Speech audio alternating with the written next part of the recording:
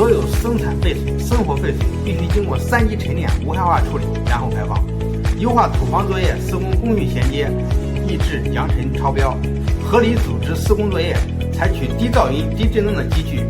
采取隔音与隔震措施，确保噪音不超标。一般的高速公路隔离防网都是铁丝网。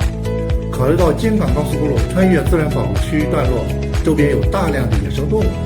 一方面它们在触碰到磁铁丝网容易受伤，另一方面如有小的动物穿过铁丝网进入道路范围内，也可能被碾压。所以项目专门在此区域隔离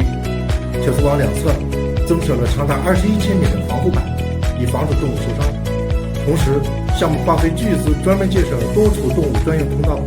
保证道路两侧的动物能够自由穿越迁徙。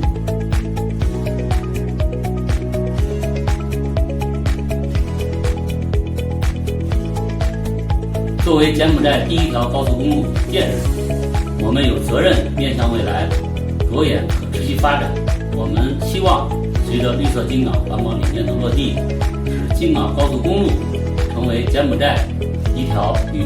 自然和谐共处的绿色发展之路。